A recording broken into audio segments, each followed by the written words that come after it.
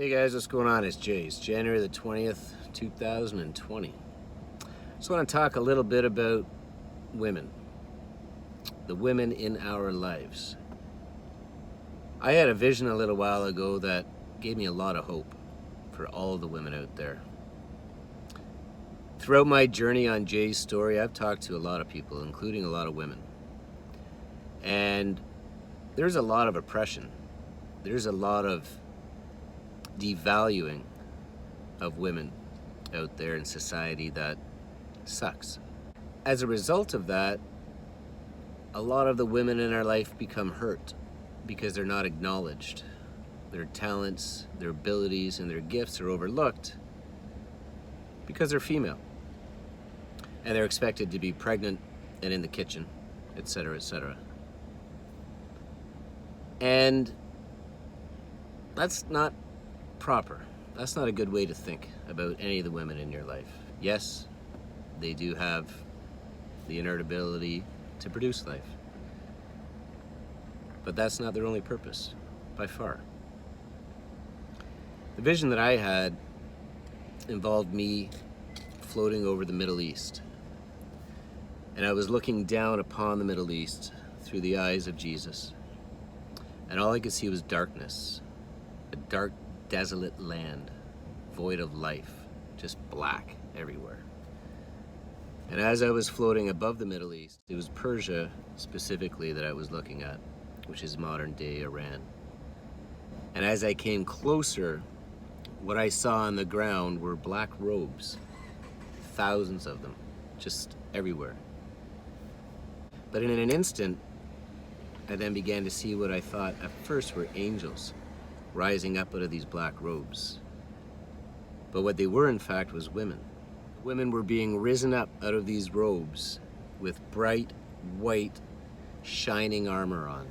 And on each shoulder, they had little flecks, little gems, and wristbands that were like a trillion colors of light waiting to connect.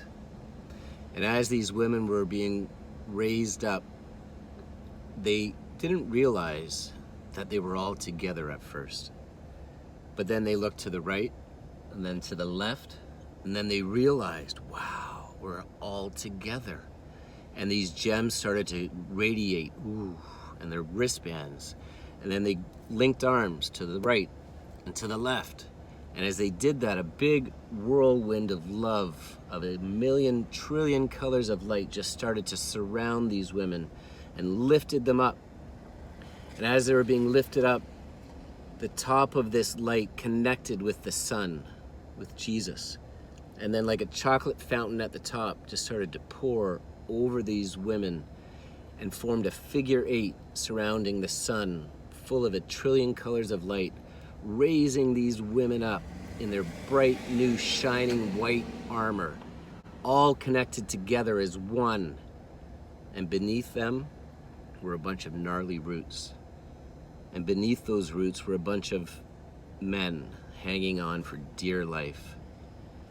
And as they were being risen up, these women, the dirt was falling off and hitting some of these men, and they were falling. But just at that moment, God made a quick teardrop around the roots and around these men, catching them and dropping them into a million trillion colors of light in an ocean of life.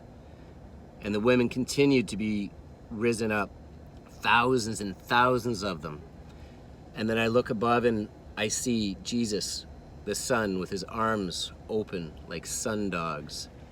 And in between that is the cloud of witnesses. One person from every nation standing there, cheering them on, clapping. And as these women are being risen up, when they get to the top of this cloud with a trillion colors of light surrounding them in a figure 8 fashion still, they all at once mount big white horses. And these women are leading the charge of love, revival, healing. And then God directed me to a couple scriptures in the Bible. In the beginning, when Adam and Eve were in the Garden of Eden, they ate from the tree of good and evil. And immediately they ran. And God reached out and said, "Where are you?" He knew, obviously, where they were. But that was the first separation from God. And when God asked Adam, "What did you do?" he blamed Eve for what happened, suppressing her, pushing her down. And then I was led to the other part of the Bible in the New Testament, where it talks about the conception of Jesus and how he was born of the Virgin Mary, free of sin, immaculate conception. So in that time, Joseph and Mary were arranged to be married. Mary went off to her village to gather her things. It took a little bit of time. She came back. Joseph's standing there. She's pregnant. Joseph's like, "Wow, I did not expect that to happen. You're supposed to be my wife. How is it you're pregnant?" Keeping in mind that in that day and age, the punishment for adultery was stoning to death. And in that moment, Joseph decided to divorce her quietly, to not bring that upon her. Thus, raising up women as equals. You, as a man, protecting your woman, equal. We failed to see that. And that decision, by the way, by Joseph, came before the angel told him what was really going on. So think about that. Think about what we missed out of the birth of Jesus. We missed the humility and the compassion and the empathy and the togetherness that Joseph gave to Mary, equals, protecting her. We need to do that more. Protect the women in our lives. Treat them as equals. They have these same God-given gifts, talents, and abilities as men. Recognize them. Empower the women in your life.